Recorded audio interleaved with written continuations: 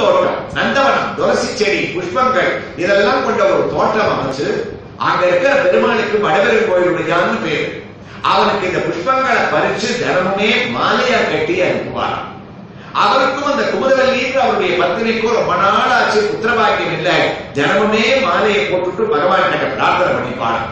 அப்போ பூமாதேவி தீர்மானம் பண்ணா, இவருக்கே நம்ம திருமகளாக அவதரிக்கலாம் அப்படின்னு தீர்மானம் பண்ண போது, இவர் ஒரு நாள் காலத்துல ஆடி மாசத்துல பூர நட்சத்திர தென்னைக்கு வழக்கம் போல தான் துளசியை பறிக்கிறதுக்காக துளசி செடி அடியில அப்படி கையை வச்சான். ஏன்னா அங்கதான் இலை சின்னதா இருக்கும், வாசனையா இருக்கும். அந்த துளசி செடி அடியில கையை வச்சே ஏதோ ஒரு குழந்தை கையை உறுத்துற மாதிரி இருந்தது. கிடுகிடுகிடுன்னு அப்படி எடுத்து பார்த்தா என்ன ஆயிடுது, உள்ளுக்குள்ள ஆண்டாள் நாச்சியார் இருக்கா. சாட்சாத் பூமாதேவியே குழந்தையாவது பிறந்திருக்கா. ஆச்சரியம் இருக்கு. பகவான் நமக்கு புத்திர சந்ததியை கொடுத்துட்டார், அழகான ஒரு பெண் குழந்தை கிடைச்சிருக்குன்னு அப்படியே அவரை வாரி எடுத்துட்டார். அதனால்தான் பெரியாழ்வார் பெற்றெடுத்த பெண் பிள்ளை வாழியே. அவருடைய வாழி திருநாமத்துல பெரியாழ்வார் பெற்றெடுத்த பெண் பிள்ளை. அகோபலமனம் அழகேசிங்கர் சொல்லுவார், பெற்றெடுத்த பெண் பிள்ளை இல்லை, இது பெரியாழ்வார் பெற்றெடுத்த பெண் பிள்ளைன்னு சொல்லுவார். பேர் எடுத்துட்டாங்க அப்படியே. அதை அப்படியே கையில எடுத்துட்டு நேர பகவானுடைய அம்சமைகள். கோன சம்ஸ்கிருதத்துல பூமின்னு அர்த்தம். பூமியால் அழிக்கப்பட்டவன். இவருக்கு தெரியாது பூமாதேவியே வந்திருக்காரு, பூமியில கிடைச்சது கோ. அதனால இவருக்கு பூமி அடிச்சதுனால கோதா அப்படின்னு கோதாம சரண சரணம் பிரபத்தியே கோதான்னு இவளுக்கு திருநாமம் பேரை வச்சுட்டார். கோதான்னு பேரை வச்சதுனாலதான் என்னாச்சு, கோவிந்தனுடைய திருநாமம் கோல ஆரம்பிக்கும், தான முடியும். அந்த கோவிந்தனையே தன்னுக்குள்ள அடைக்கின்றவள் இவ பேர் பின்னாடி திருப்பாவை எழுதுறதுனால சேர்ந்துட்டான். கோவும் தாவும் சேர்ந்து கோவிந்தனுக்குள்ள அடக்கமானவள் கோதாம் அனன்ய சரணா. அவளுக்கு கோதாங்கிற ஒரு பேரை வச்சா வளர ஆரம்பிச்சா கோதை பிராட்டியம். இவ அவதாரம் பண்ணது ஸ்ரீவில்லிபுத்தூர்ல வளர்வதற்காக இல்லை. ஆனா இவ அவதாரம் பண்ணி ஸ்ரீவில்லிபுத்தூருக்கு பெருமை சேர்ந்ததுனாலதான் என்ன ஆச்சுன்னா, நம்முடைய தமிழ்நாடு அரசனுடைய சின்னமே பாரம்பரியமான ஸ்ரீவில்லிபுத்தூர் கோபுரம் தான் இன்னைக்கும் நம்முடைய தமிழ்நாடு அரசுக்கு சின்னம். அரசாங்கத்துல என்ன காரியம் பண்ணாலும் என்ன உத்தரவு போட்டாலும் அந்த லெட்டர்ல மேல என்ன இருக்கும்னா, ஆண்டாளர் கிரகித்த ஸ்ரீவில்லிபுத்தூர் கோபுரம் தான் இருக்கும்படியான பின்னாடி கால சூழ்நிலைகள் எப்படி மாறுமோன்னு அப்பவே ஆண்டாளரை மனசுல தோன்றி ஏற்பாடு பண்ணிட்டு போயிருக்கா. அப்படி ஒரு பெரிய பெருமை வாய்ந்தது. அவ வளர ஆரம்பிக்கிறா, 5 வயசு. தினமுமே அவருடைய பொழுதுபோக்கு என்னன்னா, ஆசான பர்யடனச்சல் சயான பிரவிவன் நானுசந்தத்தையே தானி கோவிந்த கோவிந்த கோவிந்த பரிரம்பிதா. தான் தங்க அப்பாவான பெரியாழ்வாரிடத்துல உட்கார்ந்து முழுக்க முழுக்க கிருஷ்ணனுடைய சரித்திரங்களை எல்லாம் கேட்பாள். விளையாட போக மாட்டான், அனாவசியமான பேச்ச பேச மாட்டான். தானும் அப்பாவோட பூவை பறிச்சு கொடுப்பா, மாலையை கட்டுவா. அப்படி மாலையை கட்டின சமயத்துல அந்த மாலையை தினமுமே தான் போட்டு பார்த்துட்டு கண்ணாடிக்கு எதிர நின்றுட்டு அந்த மாலை அழகா இருக்கான்னு அழகு பார்த்துதான் அப்பாவுக்கு தெரியாம அப்படி கைட்டி வச்சுடுவாள். அப்ப ஒரு நாள் இந்த பெரியாழ்வார் பார்த்துட்டார், இப்படிப்பட்ட ஒரு அவதாரம் நடந்துட்டே, நீ பகவானுக்கு சாத்த வேண்டிய மாலையை நீ சாத்திட்டியமா, எத்தனை நாளா இது நடக்கிறது தெரியலையே, என்ன அவதாரம்னா நீங்க கோயில மாலை போடவே இல்லை பகவானுக்கு. அதோட விட்டுட்டார். பகவான் போய் மன்னிப்பு கேட்டுட்டார். அப்ப சுவாமி கோயிலே இவருக்கு உத்தரவு போட்டாங்க. இது இன்னைக்கு தான் நமக்கு தெரியும், பல நாளாக இது நடக்கிறது. அந்த ஆண்டாள் சூடி கொடுத்த மாலை தான் எனக்கு ஒரு புகழ சேர்க்கிறது. எனக்கு அதுதான் மற்ற நாள் அவ பிறக்கிறதுக்கு முன்னாடி நீங்க சாத்திர மாலைகளை விட இது வாசனையா இருக்கு. அதனால நாளையிலேருந்து அவர் சூடி கொடுத்த மாலை தான் வரும். இன்னைக்கும் அந்த மாலையை எடுத்துட்டு வந்திருக்கோம். ஆண்டாள் சாத்திட்டு எனக்கு கொடுக்கட்டும்னு சொன்னதுனாலதான் சூடி கொடுத்த சுடர் கொடியில் இவனுக்கு பேர் வந்தது. தான் சூடிய மாலையை. அதனால்தான் இவோ திருப்பாவை எழுதினா கூட கடைசியா கோவிந்த கோவிந்த கோவிந்தான்னு கோவிந்தனான திருமலையப்பனான ஸ்ரீனிவாசனத்துல சரணாகதி பண்ணான். திருப்பாவையுடைய 27, 28, 29 3 பாசுரங்களை பார்த்தாலும் 3 திருநாமங்கள் கோவிந்தா கோவிந்தா கோவிந்தான்னு திருப்பி திருப்பி வந்திருக்கும். அதனால்தான் இன்னைக்கும் திருமலையில ஸ்ரீனிவாசனுக்கு புரட்டாசி மாசம் பிரம்மோற்சவம் நடக்கிறது. அந்த பிரம்மோற்சவத்துல முக்கியமானது கருடவாகனம். அந்த கருட வாகனத்துல பகவான் உற்சவமூர்த்தி அந்த கருடன் மேல எழுந்துள்ளதற்கு முன்னாடி அவருக்கு என்ன வரணும்னா இன்னைக்கும் 2 நாள் முன்னாடியே ஸ்ரீவில்லிபுத்தூர்ல இருந்து பகவான் ஸ்ரீனிவாசனுக்கு தான் சாத்திட்டு தான் கலைஞ்ச மாலையை திருமலைக்கு ஆண்டாள் அனுப்புறார். அது வரதுக்காக அவருக்கு 4000 கோடி பெருமான ஆபரணத்தை இன்னைக்கு சாத்திரா. மூலவர் கிட்ட இருக்கிற எல்லாத்தையும் எடுத்து கருட வாகனத்துல உற்சவருக்கு மகர கண்டின்னு ஒன்று சாத்திரா. லட்சுமி சகஸ்ரநாம மாலை, விஷ்ணு சகஸ்ரநாம மாலை, பெரிய ஹாரம் எல்லாம் அந்த பச்சைக்கல் பதிக்கப்பட்ட வைர கிரீடம் இத்தனை இருந்தா கூட சுவாமி பரபாடு கிளம்ப மாட்டாராம். ஆண்டாள் மாலை வந்தாச்சான்னு கேட்பாரு. அதுல என்ன இன்னொரு அதிசயம், இப்பதான் நம்ம அதை பிரசுரம் பண்ணலாம், கெடாம வச்சுக்கலாம், போக்குவரத்து வசதிகள்லாம் வந்தாச்சு. மதுரைக்கு மெட்ராஸ்ல பிளைட்ல எடுத்து கூட கொண்டு போய் சமர்ப்பணம் பண்ணிவிடலாம். அந்த காலத்துல ஸ்ரீவில்லிபுத்தூர் ஆண்டாள் மாலையை எடுத்துட்டு கிளம்பினால்னா கருட வாகனத்துக்கு குறைந்தது 10 இருந்து 15 நாட்கள் ஆகுமா திருமலைக்கு போய் சேரும். இவா நடந்தே தான் போனோம் பாத யாத்திரையாக. அப்ப அதை எடுத்துட்டு போய் அந்த திருமலையில ஆண்டாள் நாச்சியார் கைட்டி கொடுத்தத ஒரு துணியில மூடிட்டு தட்டுல வச்சிருந்த சிரசுல பூமியில வைக்கவே மாட்டார். கைய மாத்தி மாத்தி எடுத்துட்டு போவா. அவ்வளவு புனிதம். அதை கொண்டு போய் அந்த திருமலையில வச்சு கருட வாகனத்தின்னைக்கு அதை பிரிச்சாள்னா ஸ்ரீவில்லிபுத்தூர்ல எப்படி கரம்பச்சே இருந்ததோ கொஞ்சம் கூட பாடாம 15 நாள் கழிச்சு கூட அந்த மாலை இருக்குமா. அப்படிப்பட்ட ஒரு பெரிய அனுபவம். இப்போ 2-3 நாள் ஆகுது. ஆனா அந்த மாலை ஸ்ரீவில்லிபுத்தூர்ல இருந்து எடுக்கச்சே அதுதான் நம்மையும் மீறிய சில அற்புதங்கள், தெய்வீக சக்திகள். ஆண்டாள் நாச்சியார் கலைஞ்சத அன்னைக்கு வாழ்ந்த காலத்துல பகவான் பிரீத்தியோட ஏற்றுண்டாகிறது இல்லை. இன்னைக்கு கூட விக்கிரக ரூபமா இருந்து தான் சாத்தியமான அம்சா கூட விக்கிரக ரூபமா இருக்கிற ஸ்ரீனிவாசன் அதை பரம சந்துஷ்டனாக ஏற்றுக்கிறதுனால தான் அவருக்கு அந்த சூடி கொடுத்த சுடர்கொடின்ற உத்தமமான ஒரு திருநாமம். பெரியாழ்வாரத்துல பலவிதமான சரித்திரங்களை எல்லாம் கேட்பாளாம். அப்படி கேட்கிற கிருஷ்ணனுடைய கதையை தவிர வேற எதையும் கேட்க மாட்டான். நேற்று தான் கிருஷ்ணாவதாரம் சொல்லியிருப்பாரு, இன்னைக்கும் கிருஷ்ணாவதாரத்தை சொல்லணும். அப்படி அந்த கிருஷ்ணனுடைய பாத லீலைகள் நாம அவதாரம் பண்ணது, காளிங்க ரத்தனம் பண்ணது, ராசக்கிரீடை பண்ணது எல்லாத்தையும் சொல்லிட்டே இருப்பார். அழுக்காம கேட்டுட்டே இருப்பார். ஒரு தக்க வயசு வந்த உடனே என்னாச்சு, ஆண்டாள் ஜாதகத்தை எடுத்து அவளுக்கு கல்யாணம் பண்ணணும்னு தீர்மானம் பண்ணார். அப்ப அந்த பேச்சு ஆரம்பிச்சாச்சு. தங்க ஆத்துல இவளுக்கு ஒரு நல்ல மாப்பிள்ளையா பார்க்கணும், இவ்வளவு பக்தியோட இருக்காளே, நல்ல குடும்பத்துல இவளை கொண்டு சேர்க்கணும்னு. அப்பவே ஆண்டாள் சொல்லிட்டாளாம், அப்பா மானிடவர்க்கு என்ற பேச்சுப்படி வாழவில்லை, தயவு பண்ணி எனக்கு ஒரு மனுஷனுக்கும் கல்யாணம்னு நீங்க தீர்மானம் பண்ணாதீங்க. எனக்கு கல்யாணமே வேண்டாம், மனுஷி யாரோட மாறணும்னா கல்யாணம்னு எனக்கு நடந்தா கண்ணனோட தான் கல்யாணம், திருவரங்கநாதனான வடவெருங்கோயிலுடையானோட தான் எனக்கு கல்யாணம். அவனை தவிர நான் மனாடனா என் மனசும் சரீரமும் ஏற்காது. இதுல நான் உறுதியா இருக்கேன்.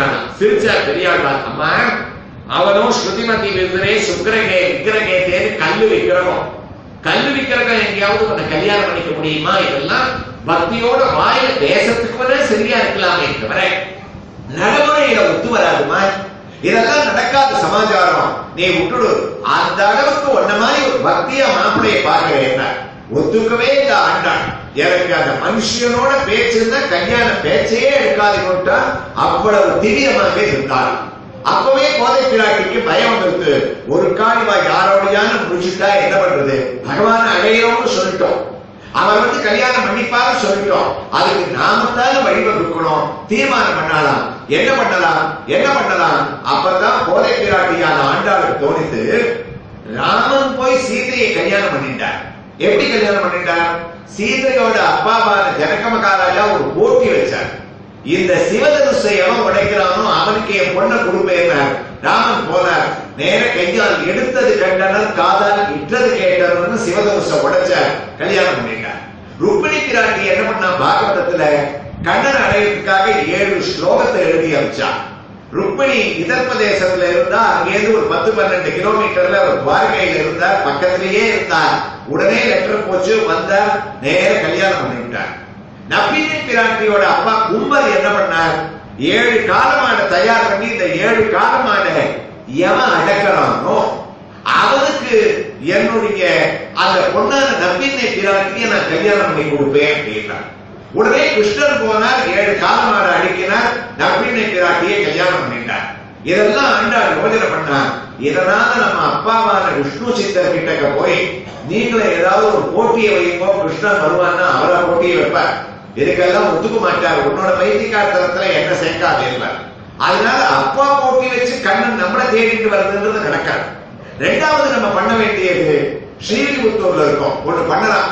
அவர் நடமாடின பிருந்தாவனம், வடமதுரை எல்லாத்துக்கும் போய் அக்குருடர் மாதிரி நம்ம சரீரத்தை போட்டு யமுனா நதி திடத்துல அங்க பிரதர்ஷனம் பண்ணிட்டு அப்படி எப்படியும் பஸ்யன்னி பாம்சுஸ்வவேஷ்டிதபவச்சலனங்கிதேஷு கிப்ரூமகே பகுதனாபி ததாபி ஜாதே ஏவம் து பக்தி தரலா விரலா பராத்மன்னே.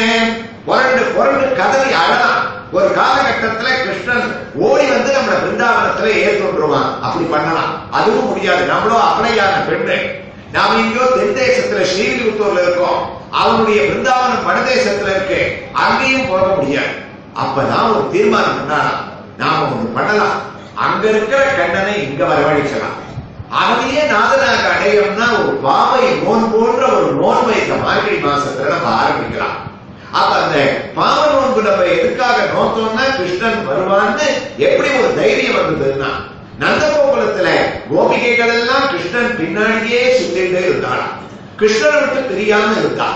அப்ப நந்தகோபர்கள் எல்லாம் பார்த்தா இவெல்லாம் வியாபாரத்தை மறந்துட்டா, பாலை விற்கிறது இல்ல, தயிர் விற்கிறது இல்ல, மோர் விற்கிறது இல்ல. கிருஷ்ணன் பிறந்த உடனே அவன் வளர ஆரம்பிக்க வியாபாரமே படுத்து கொடுத்தான். இவாளுக்கு ஒண்ணுமே இல்லை, வித்துட்டே வரதில்லை. என்ன பண்றாங்கன்னா தயிர் பானையும் மோர் பானையும் தலையில வச்சிருக்காங்கன்னா, கிருஷ்ணன் உள்ள வரத்துக்கு முன்னாடி தயிர் வாங்கலையா பால் வாங்கலையா வித்துட்டாள். அவெல்லாம் கூட வியாபாரத்தை மறந்து பானை எடுத்துட்டு கிளம்புவா. மேல எல்லாம் இருக்கும் ரெடியா விற்க வேண்டிய வஸ்துலாம். ஆனா தத்யாவ கவச்சோதவோச்சது கோவிந்த தாமோதர மாதவேதி விக்ரேது காமா கிலகோபகன்யா முராரி பாதர்பித சித்தவருத்திகி. பானையை வச்சுட்ட உடனே கிருஷ்ணனை பார்க்கலாமே, கிருஷ்ணனுக்கு போய் நிக்கலாமே. அந்த குழந்தை ஓடுவார், விடுவார், உகந்தா நிற்பார், நம்புவார், நம்பினார், எங்குத்தான் என்பார்னு என்ன அழகா இருக்கான் அப்படின்னு கிருஷ்ணனை பார்க்கணும்னு தயிர் வாங்கலையா, பால் வாங்கலையா, மோர் வாங்கலையான்னு விற்க மாட்டாரா. கோவிந்தன் வாங்கலையா, மாதவன் வாங்கலையா, மதுசூதரன் வாங்கலையான்னு பகவானையே கூவி விற்கக்கூடிய அளவுக்கு வியாபாரத்தை வாங்கிட்டார். அப்ப என்ன பண்ண கோபர்கள், நந்தகோபருடைய தலைமையில இவாளுக்கு ஒரு உத்தரவு போட்டா, நாளையிலேருந்து நீங்க கிருஷ்ணனை பார்க்க கூடாது, கிருஷ்ணனோட பேசக்கூடாது. கிருஷ்ணனை கூப்பிட்டு சொல்லிட்டார், இந்த கோபிகைகள் பின்னாடி நீ போக கூடாது, அவளை பார்க்க கூடாது, ஜாக்கிரதை. ரெண்டு பேரையும் பிரிச்சு வச்சுட்டான். கிருஷ்ணன் என்ன பண்ணார், உடனே ஒரு உத்தமமான உபாயம் பண்ணார். எப்படியா பண்ற அப்படின்னு அந்த நந்தகோபுரத்துல கடுமையான வறட்சியை உண்டாக்கிட்டார். மழையே இல்லாம பண்ணிட்டார். பசுமாடுகளுக்கு கூட கொடுக்கறதுக்கு தீர்த்தம் இல்லாத கொடுத்து நந்தகோபுர முதலியவாள்லாம் தவிக்கிறார். அப்ப அந்த ஊர்ல இருக்கிற பெரியவாளை கூப்பிட்டு இதுக்கு வழி என்னன்னு கேட்டார். அப்ப அவ சொன்னா, மார்கழி மாசத்துல காத்தியானி விரதம்னு ஒரு விரதம் இருக்கு. நம்ம ஊர் கோபிகை பெண்களை பகவானை குறிச்சு இந்த பாவம் ஒன்று நோக்கணும். அந்த நோன்பை ஏற்றுக்கொள்வதற்கு ஒரு அதிகாரி கணகன் வேணும். அதுக்குன்னா நம்ம கிருஷ்ணன் அதிகாரியா நியமிச்சுள்ளான். அவன் பலவிதமான வேலைகள் எல்லாம் பண்ணியிருக்கான், கெட்டிக்காரன். அவன்கிட்ட இந்த நோன்புக்கு வேண்டிய சங்கு, பல்லாண்டு இசைப்பவர்கள், கோல விளக்கு, கொடி, அதுக்கு உண்டான பறை முதலிய வாத்தியங்கள்லாம் அவன்கிட்டயே போய் வாங்கிக்க சொல்லி அவனை தலைமையேற்று நடத்த சொல்லலாம்னு இங்க இருக்கிற படிச்சவாள்னா நந்தகோகுலத்துல சொன்னாராம். உடனே கோபர்கள் தான் பார்த்தா, இவாளை இதுமே நம்ம பிரிச்சு வைக்க கூடாதுன்னு கோபிகைகளை கூப்பிட்டு நாளைக்கு மார்கழி மாசம் 1ஆம் தேதியிலிருந்து நோன்பு நோக்க ஆரம்பிச்சிருக்கிறோம். கிருஷ்ணன் டெக்க போங்க, அவனை கருணாநிதி பண்ணுங்க, அவன் உங்களுக்கு வேண்டிய பறை முதலிய வாத்தியங்களை கொடுப்பான் அப்படின்னு சொன்னான். உடனே வாழ்க்கை எந்த கிருஷ்ணன்கிட்டே பிரிச்சு நம்மளை அடிச்சு வச்சிருக்காளோ அவனையே தலைமை ஏற்க சொல்லி ஒரு நோன்பு நோக்க சொல்றாளேன்னு ரொம்ப சந்தோஷம், நாங்க பண்ணிடுறோம்னா. நந்தகோபர் கிருஷ்ணனை கூப்பிட்டா, அப்பா நம்ம ஊர்ல வறட்சி, கோபிகைகள்லாம் நோன்பு நோத்துட்டு உங்ககிட்ட வருவா, அவ கேட்கறதையெல்லாம் கொடுன்னு.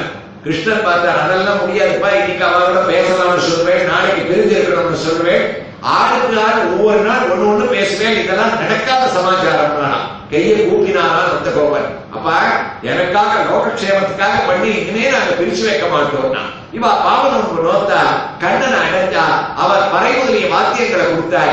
என்ன ஒண்ணுன்னு கேட்டா கோபிகைகள் சொன்னா நம்மளை இவ பிரிச்சு வச்சா இப்பவே வனபோஜன உற்சவத்தை நடத்தணும், கண்ணா எங்களோட கிளம்பு, மறுபடியும் தயிர் சாதத்தை பிசிஞ்சு எடுத்துட்டு உன்னோட உன் கையால வாங்கி சாப்பிடணும்னு எங்களுக்கு ஆசையா இருக்கு. நேரம் அவர் அழைச்சிட்டு போனார். பகவானுடைய அவரால் மழை கொட்டுன்னு கொட்டிட்டு ஆண்டாள் அதை நினைச்சு பார்த்தாள். எந்த கிருஷ்ணனை பிரிஞ்சிருக்கிற சமயத்துல பாவ நோன்பு கண்ணனோடு அவர்களை சேர்த்து வச்சதோ அந்த பாவ நோன்பை நம்ம நோத்தா என்ன, நாமும் ஒவ்வொரு கோபிக்கையா அழைச்சிட்டு கண்ணன் கிட்ட போவோமே. ஆண்டாளுடைய ஒரு பெரிய தத்துவம் என்னன்னா அவருடைய சரித்திரத்துல நாம தான் பிருந்தாவனத்துக்கு போக முடியாது, பிருந்தாவனத்தை இங்க வரவழைச்சிடுவோமே தீர்மானிக்கிறார். நாம இருக்கிற இடம் இருக்கே மார்கழி 1ஆம் தேதியிலேருந்து ஸ்ரீவில்லிபுத்தூர் இல்லை, நந்தகோகுலம். அதாவது பெரியவாச்சமுள்ள வியாக்கியானம் இடைமுடியும் இடைப்பேச்சும் முடை நாற்றமும் அனுகாரம் முற்றி ஆயிற்று. அடுத்த நிமிஷமே என்ன பண்ணார், நாளிலிருந்து நோன்பை முடுக்கிற வரைக்கும் ஸ்ரீவில்லிபுத்தூரே நந்தகோகுலம். உள்ள படுத்துட்டு இருக்கிற பகவான் இருக்கானே அவன் வடவரன் கோயிலுடைய இல்ல நம்மளுடைய கிருஷ்ணன். இந்த கோயில் இருக்கே கோயில் இல்ல நந்தகோபனுடைய திருமாளிகை அவன் அரண்மனை. இந்த கோயில் தான் நந்த பவனம். நம்ம ஊர்ல இருக்கிற பெண்கள்னா இருக்காளே நமக்கு வேண்டியவா சத்சங்கத்துல சேர்றேன் எங்களை எழுப்பு நாங்களும் கூட வரோம்னு பாவ நோன்புக்கு சேர போறாளே அவன் தான் நம்ம ஊர் ஸ்ரீவில்லிபுத்தூர் பெண்கள் இல்ல, கோபிகை பெண்கள். நாமும் கோபிகை அப்படின்னு அந்த இமேஜினேஷன் இருக்கே அனுகாரம் முற்றி இடைமுடியும் இடைப்பேச்சும் உடை நாற்றமுமாய் ஆயிற்று. அப்படியே மனசுல நினைச்சு விட்டாள். அப்படி அதை நினைச்சிட்டு அதாவது ஒரு சயின்டிஸ்ட் நம்ம சொல்லுவோமே, சயின்டிஸ்டோட இன்வென்ஷன் என்ன, தான் என்ன இமேஜின் பண்ணி மனசுல நினைக்கிறானோ அதுதான் உருவாருக்கு. யாருக்குமே ஒரு படைப்பு அப்படின்றது ஒரு குயவன் ஒரு பானையை பண்றான்னு சொன்னா அந்த பானை அது வரத்துக்கு முன்னாடி எங்க இருந்தது இல்லைன்னு சொல்ல முடியாது. அது இருந்தது. எங்க இருந்ததுன்னா மனசுல இருந்தது. இப்படித்தான் இருக்கணும், இத்தனை லிட்டர் ஜலம் குடிக்கணும்னா இது இப்படி உருவாக்கணும். ஒரு பில்டிங்க கட்டணும்னா அந்த என்ஜினியருடைய மனசுல அது இருக்கு, அதுவே உருவகமாக வெளியில வரும். ஒரு விஞ்ஞானி ஒன்றத்தை கண்டுபிடிக்கிறான்னா அவன் மனசுல இருக்கு, அது இன்வென்ஷனா வெளியில வரும். அப்ப முதல்ல உலகத்துல பெரிய சயின்டிஸ்ட் யாருன்னா ஸ்ரீவில்லிபுத்தூர்ல பிறந்த ஆண்டாள் தான். பகவானுடைய கோயிலுக்கு நம்ம போக முடியலன்னா கூட நம்முடைய மனசுல உருவகப்படுத்தி மனசுல அதனால்தான் இந்த அஷ்டாங்க யோகத்தினுடைய வைபவங்களை எல்லாம் நம்ம முதல்ல சொன்ன போது சொன்னாரே யமம் நியமம், அது ஆசனம், பிராணாயாமம், தாரணை, பிரத்யாகாரம், தியானம், சமாதி அப்படின்ற இத்தனை நிலைகள் இருக்கு. அதுல கடைசி நிலை நம்ம மனசுல எந்த குருவாயூர்ல போய் பகவான் தரிசனம் பண்ணணும்னா கண்ணை மூடிட்டு அப்படி குருவாயூரை கொண்டு மனசுல நிறுத்திட்டோம்னா வெளியில இருக்கிற சத்தமோ வெளியில குடும்பத்துல பேசக்கூடிய ஒரு பேச்சுக்களோ நம்ம காதுல விழலாம். திருமலையில போய் பகவான் தரிசனம் பண்ணணும்னா கண்ணை மூடிட்டு பண்ணிட்டு வரலாம். குருவாயூர்ல போய் பண்ணிட்டு வரலாம், சிதம்பரத்துல போய் பண்ணிட்டு வரலாம், ஸ்ரீதேவியில போய் பெரியவாளை தரிசனம் பண்ணிட்டு வரலாம். போகாமையே உட்கார்ந்த இடத்துல இருந்தே பண்ணலாம். அது ஆண்டாள் காமிச்ச ஒரு பெரிய தத்துவம். அதுக்கு வேண்டியது அச்சஞ்சலமான மனசு அலபாய விடாம அந்த நம்முடைய என்ன பிரார்த்தனையோ தெய்வம் எதுவோ அதை நம்முடைய ஹிருதயத்துல நிறுத்திட்டோம்னா அதுக்கு தான் அனுகாரம்னு பேரு. அனுபவம் வேற, அனுகாரம் வேற. அனுகாரம் தான் இமேஜினேஷன். அது அப்படியே மனசுல நினைச்சிட்டு நாம அப்படி முயல்வோம்னா அந்த 30 நாட்களும் திருப்பாவையில ஒரு பாட்டுல கூட ஆண்டாள் நம்ம ஸ்ரீவில்லிபுத்தூர்ல இருக்கோம்னு இறங்கி வரவே இல்லையா. இரண்டாவது இவருடைய நோக்கம் நாம வராக பெருமாட்டுக்கு சுலபமான மார்க்கத்தை உபதேசம் பண்றோம்னு சொல்லிட்டு வந்திருக்கோம். நாம எப்படி இருந்தாலும் அவருடைய சொத்து. நம்ம பாவ நோன்பை நோக்காட்டாலும் நாச்சியார் திருமணி பாடலைனாலும் ஒரு காலகட்டத்துல நம்மள அவர் அழிச்சுட்டு போடுவார். அவருடைய சொத்து. நம்ம அடைய வேண்டிய இடம் பரமாத்மாவுடைய சொரூபம். ஆனா திருப்பாவை ஒரு வியாஜம். நம்ம கல்யாணத்துக்காக நோன்பு நோக்கிறோம்னு ஆரம்பிக்கிறதே தவிர இந்த 30 பாட்டு மூலமாக நாம என்ன சொல்லிட்டு வந்திருக்கோமோ சுவாமி கிட்டக்க சுலபமான மார்க்கத்தை நான் ஜனங்களுக்கு உபதேசம் பண்றேன்னு இறங்கி இருக்க போனோம். அதை முதல்ல முடிக்கணுமே. அதுக்கு ஒரு திருப்பாவையாகிய பாவ நோன்பை ஒரு உபாயமாக எடுத்துக்கலாம்னு ஒரு தீர்மானம் பண்ணி மறுநாளிலிருந்தே ஆரம்பிச்ச நாளே மார்கழி திங்கள் மதி நிறைந்த நன்னாள். திருப்பாவை வேதம் அனைத்துக்கும் வித்தாகும். ஆண்டாள் காமிச்ச தத்துவம் இருக்க வேதம் இல்லது. வேதத்தோட வித்தான். வேதத்தை நம்ம புரிஞ்சிக்க முடியலையே. வேதமே இதுல இருந்து உற்பத்தியாச்சு. ஒரு மரம் வேதம்னா அதோட விதை இருக்கே, அதுதான் திருப்பாவை. வேதம் அனைத்துக்கும் வித்தாகும் கோதை தமிழ். ஐயைத்தும் ஐந்தும் அறியாத மானிடரை வையம் சுமப்பதும் பண்பு. இந்த 30 பாட்டு நமக்கு தெரிஞ்சிருக்கணும். 30 பாட்டு தெரியலன்னா கூட ஒரு பாட்டு இல்லைன்னா 29, 30 சாட்டுமுறை பாசுரங்கள் பேர்.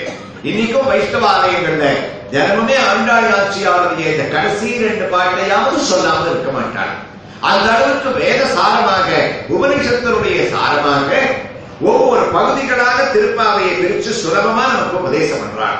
முதல் 1 - 5 பாசுரங்கள் ஒரு பகுதி, 6 - 15 பாசுரங்கள் 2வது பகுதி, 16 - 22 வரைக்கும் 3வது பகுதி, 23 - 28வது பாட்டு வரைக்கும் 4வது பகுதி, 28, 29 5வது பகுதி, 30 6வது பலஸ்ருதி. இதை கேட்கிறவாளுக்கு என்ன பலர்ந்து அந்த பலனையும் சொல்லி இந்த 30 பாட்டுக்கு நடுவுல பகவானுடைய அவதாரங்கள், அவருடைய குணங்கள், நாம சங்கீர்த்தன வைபவங்கள் பரம சுலபமான மார்க்கமாக உபதேசம் பண்ணிட்டார்.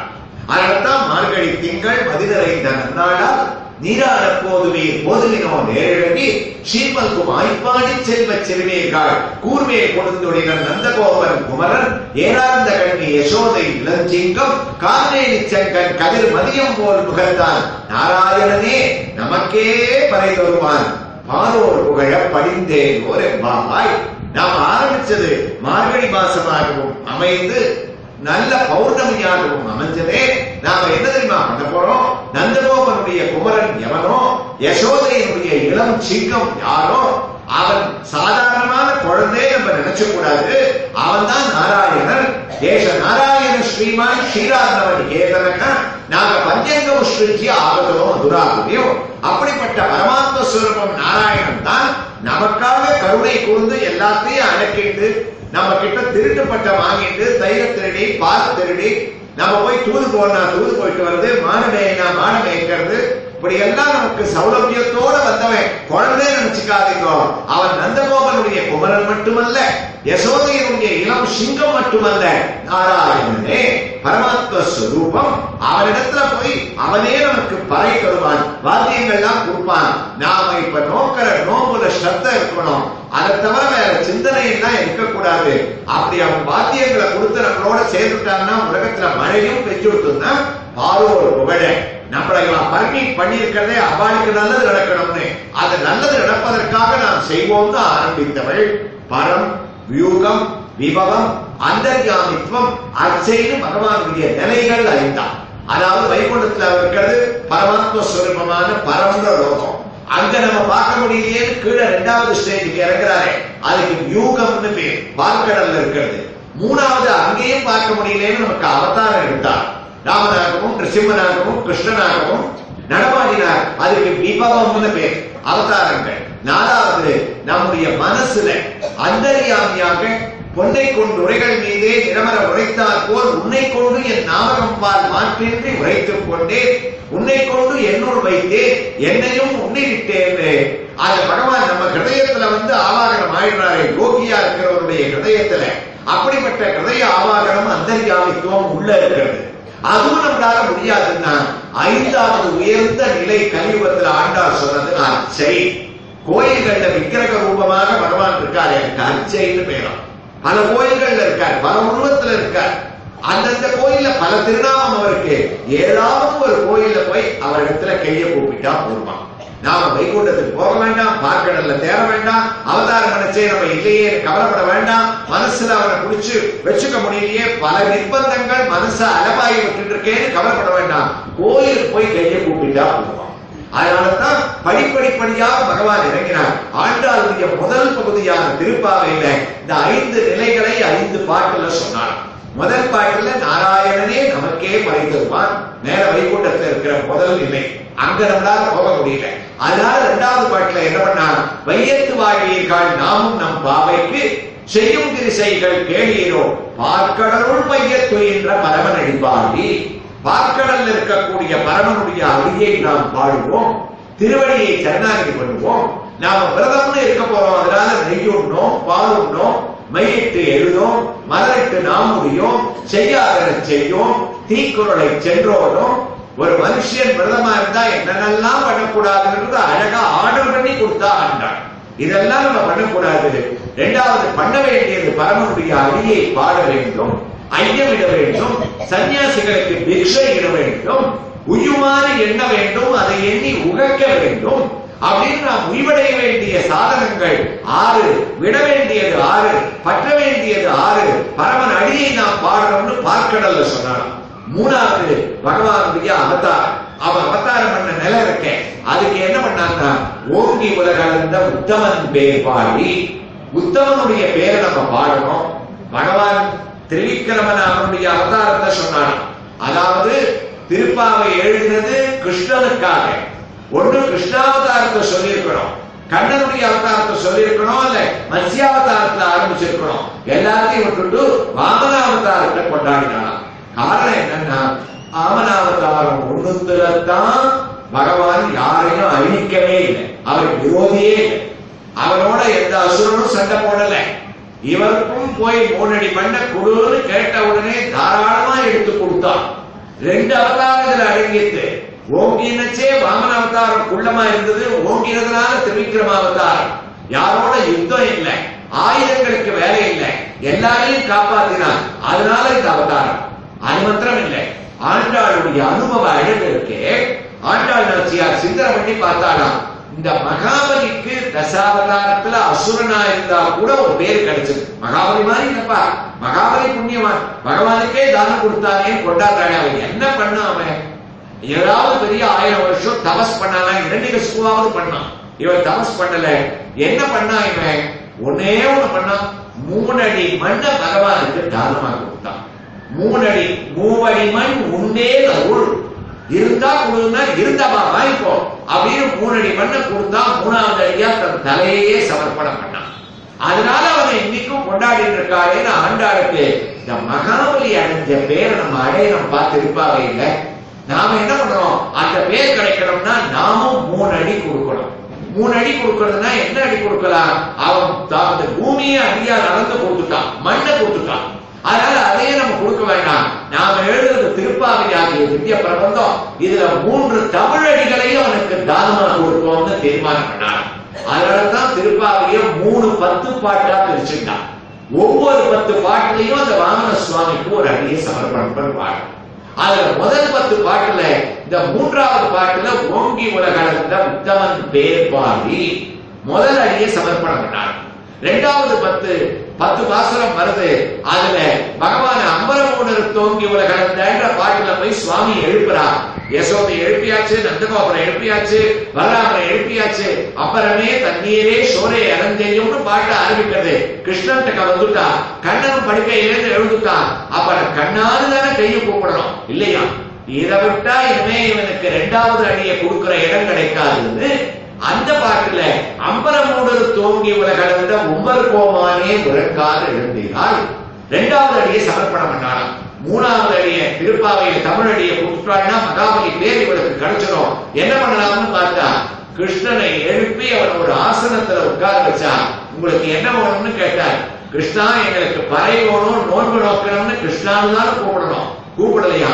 அன்றியும் உலகம் அழந்தாய் அறிவோன்றி பகவானுக்கு 14 பாடி வாமனாவதாரத்தை ஓங்கி உலகளந்த உத்தமன், அம்பரமூடர் தோங்கி உலகளந்த உத்தமன், அன்றி உலகம் அளந்த அடி அப்படின்னு இவனும் 3 அடியை கொடுத்து பேர் அடித்தா. ஆக 3வது அவதார நிலை. 4வது ஆழிமழை கண்ணால மழை எப்படி மேகத்துக்குள்ள மறைஞ்சிட்டு இருக்குமோ அதே போல எங்களுடைய ஹிருதயத்துல வரணும்னா அந்தர்யாமித்துவத்தை சொன்னான். கடைசியா கோயில்கள்ல இருக்கிற பகவானை நாம போய் வழிபடுறதுதானே கலியுகத்துல முடிஞ்ச மார்க்கம்னு மாயனை, மன்ற வடமதுரை மைந்தனை, தூயவெண்ணே யமுனை துறைவனை, ஆயர் குலத்தினில் தோன்றும் மணிவழக்கை, தாயை குடல் விளக்கம் செய்த தாமோதரனை நாம போய் கோயில்ல பண்ணலாம். அப்ப தான் நினைச்ச சுலபமான மார்க்கத்தை இந்த பாட்டுல உபதேசம் பண்ணார். நீங்க ஒன்னும் கவலைப்பட வேண்டாம். நீங்க பண்ண வேண்டியது என்ன தெரியுமா? கலியுகத்துல யாகம் பண்ண வேண்டாம், தபஸ் பண்ண வேண்டாம், தியானம் பண்ண வேண்டாம். பண்ண வேண்டியது உங்க ஊர்ல இருக்கிற கோயில்ல எப்பெல்லாம் முடியறதோ அப்ப போய் அந்த சுவாமி கிட்ட நின்று தூயோமாய் வந்து நாம் தூமலர் தூவி தொழுது வாயினால் பாடி மனத்தினால் சிந்திக்க போய பிழையும் புகு தருமான் நின்றளவும் தீயினில் தூஷாகும். திரிகரண சுத்தி இருக்கேன். இதத்தான் ஆண்டாள் உபதேசம் பண்ணணும்னு நினைச்சா. வேதங்கள் சொன்னது, உபனிஷத்துக்கள் சொன்னது, சாஸ்திரார்த்தங்கள்ல நியமிக்கப்படுவது, இத ஒரே வரையில சொல்லிட்டா நீங்க பண்ண வேண்டியது என்ன தெரியுமா? சுவாமி கோயில்ல போய் நில்லுங்க, அர்ச்சாவதாரத்தை பாருங்க, உங்களால என்ன திருநாமத்தை சொல்ல முடியுமோ, என்ன வாயில வருமோ அதை வாயால் பாட வேண்டும். ஆண்டாள் காமிச்ச ஒரு பெரிய தத்துவம் என்னன்னா, திருப்பாவையில அநேகமாக 80% பாசுரங்கள்ல பாடி பாடி பாடின்னு ரிப்பீட் பண்ணியிருப்பாள். நாம சங்கீர்த்தனம் தான் கலியுகத்துல உயர்ந்த மார்க்கம். கலவு சங்கீர்த்திய கேசவம், கேசவனை பாடுன்னு சொல்லியிருப்பான். இந்த ஓங்கி உலகளந்த உத்தமன் பேரை பாடுங்கள், உத்தமனை பாடுங்கள் சொல்ல, உத்தமன் பேர் பாடி அவருடைய திருநாமத்தை சொல்லுங்கள். நாம சங்கீர்த்தனமே கலியுகத்துல உயர்ந்த மார்க்கம். வாயினால் பாட வேண்டும். அப்படி பாட முடியலன்னா அடுத்தது உயர்ந்தது என்ன தெரியுமா? கேசவனை பாடவும் நீ கேட்டே கிடக்க வேண்டும். ஸ்ரவண மார்க்கம் உத்தமமான மார்க்கம் சொன்னார். கலியுகத்துல எதோ ஆச்சரியன் அனுஷ்டிச்சுட்டு இருக்காரோ அந்த மார்க்கத்தை உட்கார்ந்து எங்க நல்ல விஷயங்களை சொல்றாரோ, எப்பொருள் யாருமாய் கேட்பினும் அப்பொருள் மெய்ப்பொருள் காண்பதறிவு, செல்வத்துள் செல்வம் செல்வம், அச்செல்வம் செல்வத்துள் எல்லாம் தலையிலே சிரவணம் பண்ணிட்டோம்னா போறோம். ஒண்ணு கேசவனை பாடணும், இல்லைன்னா கேட்டே கிடக்க வேண்டும். நான் அதோட சொன்னது சிரவணம் கேட்டுட்டே இருக்கும். கேட்கறது சுலபமா கிடைக்காது. எப்பப்பெல்லாம் அவகாசம் கிடைக்கிறதோ அப்ப சத்சங்கத்துல சேர்ந்து கேட்க வேண்டும் சொன்னார். ஆக வாயினால் பாடி. இரண்டாவது என்ன ஆகும்? பாடி பாடி பாடி நாம சங்கீர்த்தனம் பண்ணி பண்ணி பார்த்தோம்னா ஒரு காலகட்டத்துல அந்த சுவாமியோட அதுல ஒரு அழகு, அவருடைய சௌலபியம் நம்முடைய மனசுல அப்படியே பதிஞ்சு போடுமா. எப்ப பார்த்தாலும் அவனையே மனசினால் சிந்திக்க அதுவே நினைச்சுட்டு இருப்போம். வாயினால் பாடிட்டோம், மனசால சிந்திச்சுட்டோம். அடுத்தது நம்ம பண்ண வேண்டியது என்ன? ஞாயிற்றுக்கிழமை இன்னைக்காவது ஒரு 2 ரூபாய்க்கு ஒரு 2 தோசைய வாங்கி தூமலர் தூவி தொழ வேண்டும். அவரிடத்துல ஒரு அர்ச்சிக்க வருவோம். ஸ்ரவணம், கீர்த்தனம், ஸ்மரணம், பாதசேவனம், அர்ச்சனம், வந்தனம், தாஸ்யம், சக்கியம், ஆத்ம நிவேதனம். 9 விதமான வழிகள் பகவானுக்கு இருக்க. அந்த 9 விதமான வழிகளை படிப்படியா சொல்லிட்டு போய் ஆத்ம நிவேதனம் சரணாகதியில திருப்பாவையா ஆண்டாள் முடிப்பாள். அதுதான் சுலபமான மார்க்கம். இந்த முதல்ல நீங்க பண்ண வேண்டியது நாம சங்கீர்த்தனம் பண்ணுங்க, கோயிலுக்கு போங்க, மார்கழி மாசத்துலயாவது பண்ணுங்க, அவ எதிர நில்லுங்க, 2 துளசி தளத்தால அர்ச்சனை பண்ணுங்க, கண்ணை மூடிட்டு மனசார அவனை தியானம் பண்ணுங்க. அப்படி பண்ணேன்னா சௌந்தரிய சத்மகே வைகரோ பிரேம பிரகர்ஷாத்மிகா கிருஷ்ண பக்தி நிஷ்கிரமமேவ விஸ்வபுருஷா லவ்யானமவல்லப கேயூரங்கதகங்கனோத்தமக ரத்ராங்குடி யங்கிதே ஸ்ரீமத்வாகு சதுஷ்க சங்கதகத சங்காரிவம் கேருகம் காஞ்சித் காஞ்சன காஞ்சிலஞ்சிதரசத் பீதம்பராலம்பினி ஆலம்பே விமலம் புஜத்யுதிபதம் கிருஷ்ண மூர்த்தியோ தவர்ச்சிச்சிதோ நிஷ்கம்பே நித்யபூர்ணே நிரவதி பரமானந்த பீயூஷ ரூபே நிர்லீனானேன முக்தாவழி சுமகதமே निर्मल ब्रह्म सिंतो कल्लोल्लासतुल्यो कलु विमलतरो सत्त्वमाकुस्तरात्मा कस्मन्नो निष्कलस्तो सकल इति वजगादुत्कलस्वेव भूमन्ने वैयोन्तकलिजाय वारुकडले नैयागे वैय कवियोन विளக்காய் செய்ய சுடராழி ஜானடிக்கே சூட்டினே சொன்மாரை எங்கிடராழி நீங்குக என்று அன்பே தகலிஜாய் ஆர்வமே நெய்யாக இன்புருவு சிந்தை இடுதிரியாய் நன்புருகி ஞான சுடர் விளக்கேற்றினேன் ஞான தமிழ் புரிந்த நானும் திருக்கண்டேன் பொருளே நிகழ்ந்தேன் திகழும் அருக்கண்ணி நிறமும் கண்டேன் பொன்னாடி கண்டேன் புரிசங்கம் கை கண்டேன் கண்ணா என் ஆழி வண்ணன் பால்கின்ற இந்த திவ்ய தரிசனம் இத 3 அனுஷ்டிக்கிறவர்களுக்கு கிடைச்சிருக்கும். வாயினால் பாடி மனத்தினால் சிந்திக்க தூமலர் தூவி தொழ என்ன ஆகும்? நீங்க இத பண்ணிட்டாலே ஆண்டாள் சொன்னார், உங்க உடம்புல இருக்கிற பாவங்கள் தான், அது எந்த பாவமாக இருந்தாலும் நம்மளை விட்டு வேகமா புகு தருமாறு நின்றவும் ஓட ஆரம்பிச்சிருவோம். ஓடுற பாவம் என்ன பண்ணுவோம்? நாம அப்படி சத்சங்கத்தை விட்டு கீழே இறங்கச்சே ரோட்ல காத்துன்னு இருக்குவோம், இவன் வரிசையை புடிச்சுக்கணும்னு. அப்படிப்பட்ட தெருவுல வெயிட் பண்ற பாவங்கள்லாம் கூட இந்த தியானத்துல இருந்தேன்னா புகு தருமான் நின்றவும்னா உள்ள நம்ம கிட்டக்க வரத்துக்கு நடுங்குமா, அப்படியே பொசிட்டு போயிடுமா. எப்படி பொசுக்கும்னா தீயினில் தூஷாகும் செப்பேயோர் என்பாய், நெருப்பில் இட்ட பஞ்சு போல அந்த பாவங்கள்லாம் பொசுங்கிறதுனா நம்ம எல்லாம் தவம் பண்ணமா என்ன பண்ணோம்?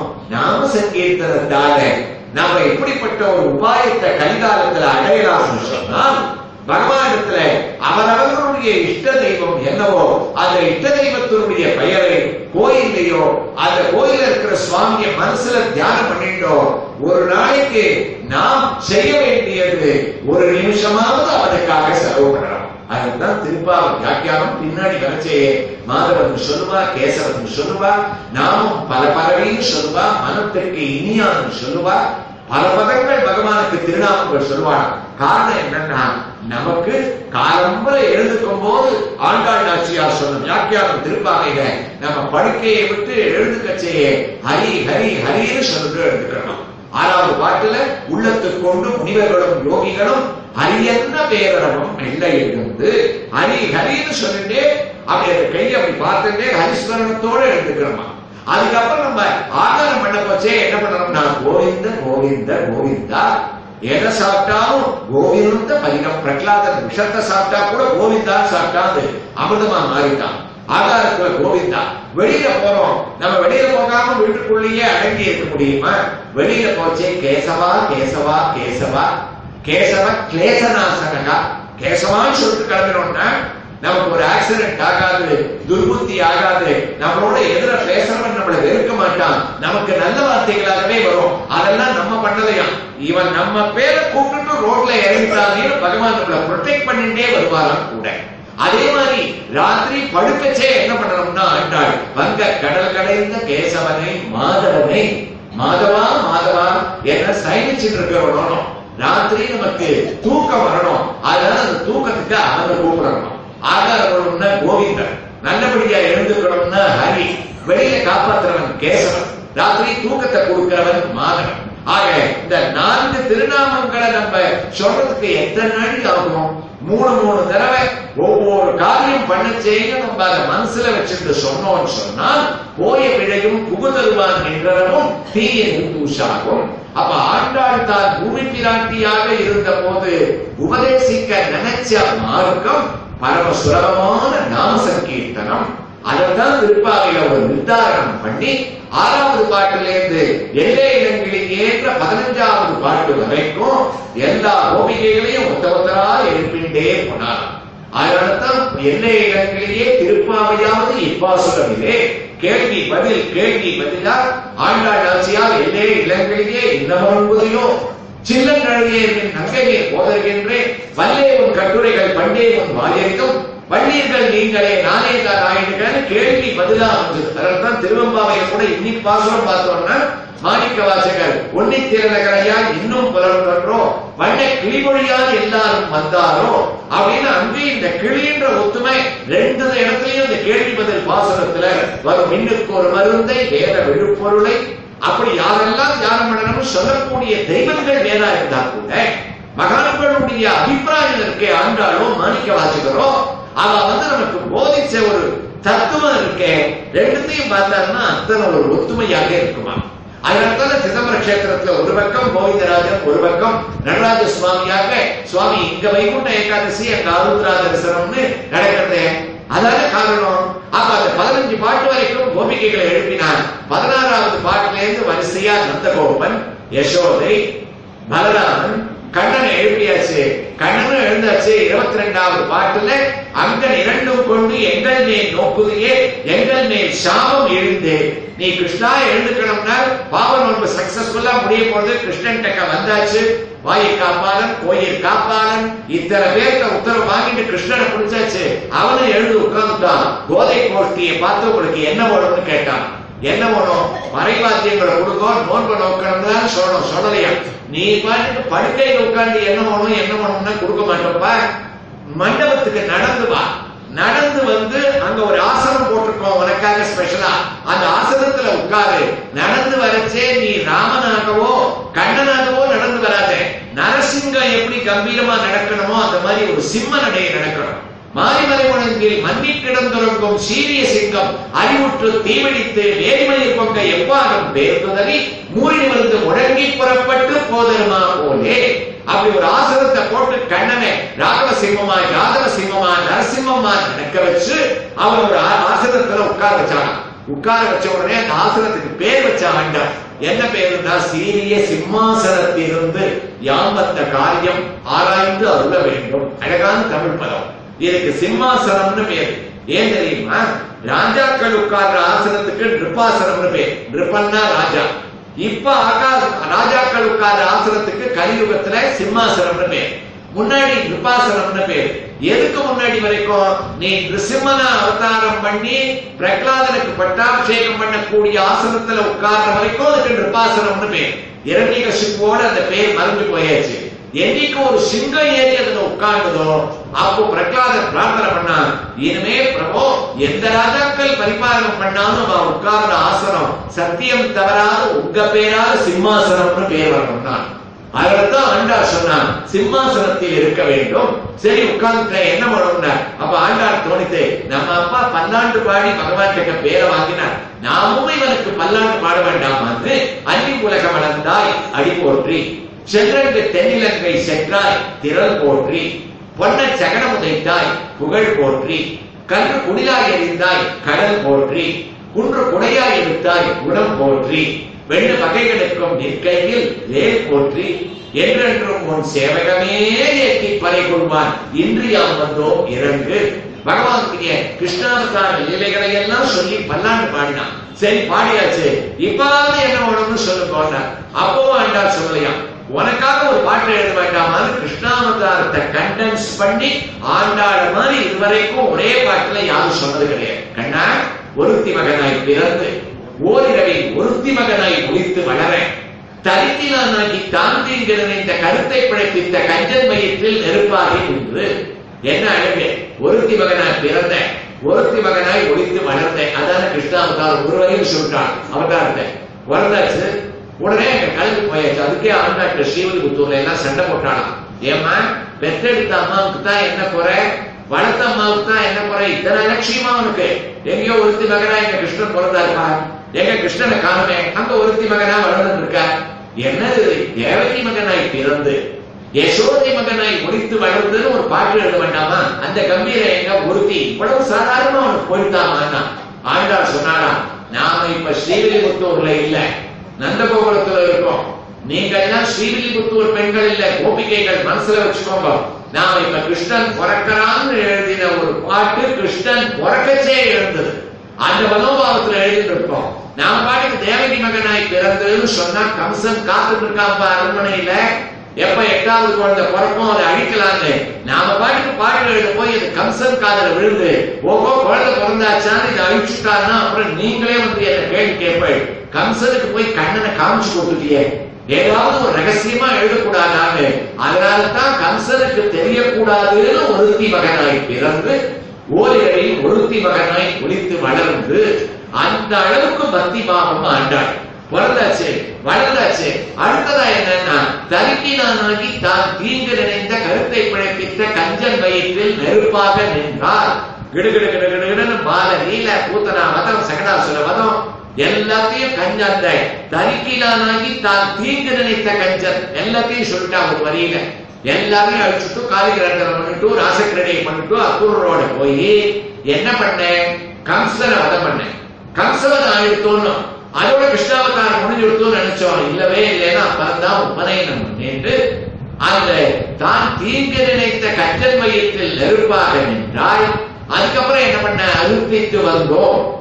உன்னையே நினைச்சிட்டு நான் இப்ப கதறா மாதிரி 7 ஸ்லோகம் எழுதி ருக்மிணி உனக்கு ஒரு போல அச்சு உன்னை ஆர்த்தித்து உன்னையே விரும்பி அழுத்தித்து வந்தாங்க. ருக்மிணி கல்யாணம் பண்ணிட்டேன். ருக்மிணி கல்யாணம் சொல்லியாச்சா? அதுக்கப்புறம் என்னன்னு பார்த்தா திருத்தக்க செல்வம். திருத்தக்க செல்வம் யாரு? குச்சேரனுக்கு கொடுத்தேன். செல்வம் வேற, தக்க செல்வம் வேற, திருத்தக்க செல்வம் வேற. ஆண்டாள் தான் செல்வத்தை 3 கேட்டகரியா பிரிச்சவள் திருப்பாவையில. செல்வம்ன்றது செல்வம் செல்வம்னு வரும் போயிட்டு இருக்கோம் தெரியாது. தக்க செல்வம்ன்றது தங்கக்கூடிய செல்வம்.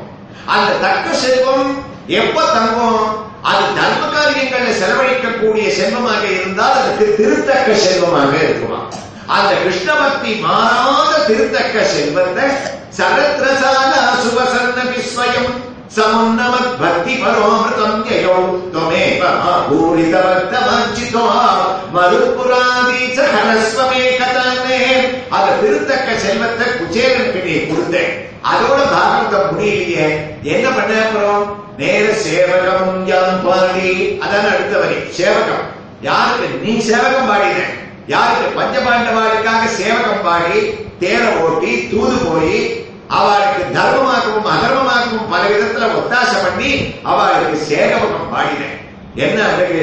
ஒருத்தி மகனாய் பிறந்தாய், ஒருத்தி மகனாய் உடித்து வளர்ந்தாய், தீங்கு நினைத்த கஞ்சன் வயிற்றில் நெருப்பாக நின்றாய், அழுத்தித்து வந்த ருக்மிணியை ஏற்றுட்டேன், திருத்தக்க செல்வத்தை குச்சேலனுக்கு கொடுத்தேன், சேவகம் பாடின பஞ்சபாண்டவாளுக்கு சேவகம் பாடி பார்த்த சாரதியாக காப்பாத்தினேன். எல்லாம் சரியா ஆண்டாள். என்னைக்கோ நடந்த கதையெல்லாம் இன்னைக்கு உட்கார்ந்து அபினவ பாரதி சத்சங்கத்துல கேட்டுட்டு இருக்கமே, எங்களுக்கு என்னன்னு ஆண்டாள் கேட்டான். அப்ப ஆண்டாள் சொன்ன, கவலையே படாதீங்க, இந்த கதைய திருப்பாவையை என்னைக்கு உட்கார்ந்து கேட்டாலும் கேட்பவர்கள் வருத்தமும் தீர்ந்து மகிழ்ந்தேனோ என்பாய். அவர்களுக்கு வாழ்க்கையில வருத்தம் இருக்காது, அவருக்கு மகிழ்ச்சியை தவிர வேற ஒண்ணுமே ஏற்படாது. பலஸ்துதியாக கிருஷ்ணாவதாரம் முழுக்க கண்டென்ஸ் பண்ணி ஒரு பாட்டு. அப்ப கூட கிருஷ்ணன் கேட்டார், போரும் போற என் கதையெல்லாம் போறோம், இப்பாவது சொல்லுங்க எதுக்காக வந்தேன். அப்பதான் அண்டாள் வாயை திறந்தார். மாலே திருமாலே மணிவண்ணா மார்கழி நீராடுவர் மேலையார் செய்வனைகள் வேண்டுவன கேட்டிலேயே ஞானத்தை எல்லாம் நடுங்க வருவன பாலன வண்ணத்துவன் பாஞ்ச சன்னியமே. எங்களுக்கெல்லாம் இந்த நோர்வை நோக்கணும்னா சங்க ஊதணும், நோர்வு ஆரம்பிச்சாச்சுன்னு தெரிவிக்கணும். அதனால அந்த சங்கி எங்களுக்கு ஓடணும். இவ்வளவுதானே, உள்ளுக்குள்ள லட்சம் சங்கி ஒட்டி கிடக்க பல சைஸ்ல இருக்கு, இடம்னா எடுத்து போக கிருஷ்ணன். ஆண்டாள் சொன்னார், அந்த சங்கெல்லாம் ஓட்ட சங்கெல்லாம் எங்களுக்கு வேண்டாம்ப்பா, நீ ஊதுற பர்சனல் சங்க எங்களுக்கு ஓடும். எதை எடுத்து பகவத்கீதையில நீ ஊதினியோ அப்படி உன்னுடைய கற்பூரம் நாளுமோ கமலப்பூ நாளுமோ திருப்பவள செவ்வாயினார் தித்தித்து இருக்குமோன்னு உன்னுடைய வாய்ச்சோயை இந்த ஒரு சங்கு போனோம். அதையே கொடுனா வச்சுக்கோங்கன்னு தன் சங்க எடுத்து கொடுத்துட்டாங்க. கிளம்பு போனா அது எப்படி ஒண்ணு வாங்கி கலந்து விடுவோம். போதுவர சங்கங்கள் பொய்ப்பாடுடைய சால பெரும் பறகையை பரவணும். பறையை எடுத்துக்கோங்க. அதுமான நீ ராசக்கிரீட பண்ற போது கேசமாசதிருத பிஞ்சிகாமிததி சஞ்சலன மகர குண்டலம் ஹாரஜாலவன மாலிகாலலித அங்கராககன சௌரவம் பீதஜேல திருத காஞ்சி காஞ்சிதமுதஞ்சலம் சுமணி நோபுரம் ராசகேலி பரிபூஷிதம் தமகி ரூபமீ ஜகலயாமகே. அப்படி அடிச்சுட்டு ஒரு பறையை அடிச்சுட்டு நர்த்தனம் பண்ணி அந்த பரம் ஓடணும்னா சரின்னு அதையே எடுத்து கொடுத்தார். வேற என்ன வேணும்? பல்லாண்டு திசைப்பாறை, பல்லாண்டு பாடுறவா எங்களுக்கு வேணும். அது எங்க வீட்டுல இல்ல, உங்க அப்பா தான் அதுக்கு பல்லாண்டு பாடுறவர், என்கிட்ட கேட்காத அவரை அழிச்சுக்கோ ஸ்ரீவில்லிபுத்தூர்ல. சரி அப்பாவை அழிச்சுக்கிறேன். வேற என்ன வேணும்? போல விளக்கே. இருட்டுல எப்படி நாங்க பஜனை பண்ண முடியும்? எங்களுக்கு ஒரு பெரிய 2 வழக்கு வேணும்னா, வழக்கா எத்தனை பெரிய வழக்கு வேணுமோ உள்ள இருக்கு. அந்த வழக்கெல்லாம் எங்களுக்கு வேண்டாம். உன் கூட இருக்கிற நப்பின்னை பிராட்டி ஆகிய மகாலட்சுமி ஆகிய வழக்கே எங்க கோஷ்டிக்கு கூடாது போனோம். சரின்னு கூப்பிட்டா மகாலட்சுமி மாவோட போயிட்டு வாங்க போருமான போல விளக்கே. அது மாத்திரம் இல்ல, கொடியே பெரிய 2 கொடி வரணும்னா என்ன கொடி அதையும் சொல்லு போன. கருடனாகிய பெரிய திருவடி ஒரு கொடியா வரணும், ஆஞ்சநேயனாகிய சிறிய திருவடி ஒரு கொடியா வரணும். 2 பக்கம் அப்படி தூக்கி பிடிச்சோன்னா கருடன் ஹனுமான் 2 பேர் இருக்கணும். கூப்பிட்டார் பகவான் கருடனை அனுமானியம், இவா மதுரைக்கு இவா கூட போயிடுவாங்க. கூப்பிட்டார் காத்து இருக்கோம். 2 பேரும் கொடியா மாறிட்டாராம். வேலை என்ன வரும்? விதானமே. அப்ப பணியில எல்லாம் சின்ன அமலைகள் அந்த பனி வீழ வந்திருக்கும். இந்த பணியில இப்படி அனுப்புறிய ஒரு கதமே இல்லையா? ஒரு விதானம் வேணும், மேல மறை போகணும். என்ன விதானம்னா அந்த விதானம்னு ஏதாவது ஒரு பாயை அலங்காரம் பண்ணி டெக்கரேட் பண்ணி நீ எங்களுக்கு ஒரு பெட்ஷீட்டை பிரிச்சு கொடுத்துறாத. உனக்கு விதானமா வர ஆதிசேஷம் 1000 தலையை எடுத்து எங்க மதுர கோஷ்டிக்கு விதானமா வரணும்னா பக்தா சகஷ்டவதனகா புருஷ ஸ்வயம் சே. ஆதிசேஷன் கூப்பிட்ட கூட போயிட்டு வாங்க போன எப்படி இருக்கும்? ஆதிசேஷன் கொடை பிடிக்க, அனுமனும் கருடனும் கொடியாக வர, நப்பின்னை பிராட்டி விளக்காக பிரகாசிச்சு வர, பெரியாழ்வார் முன்னாடி பல்லாண்டு பாட, கண்ணன் ஊதிய சங்கை ஆண்டாள் உதிர்ந்து அவன் அடிச்ச பறைய இந்த கோபிகை பெண்கள்லாம் அடிச்சிருந்து எல்லாம் வந்தாச்சு. கிளம்புங்க இடத்தை காலி பண்ண போன. இடத்தை காலி பண்றதாவது நீதானப்பா எங்க கோஷ்டியை லீட் பண்ணணும்.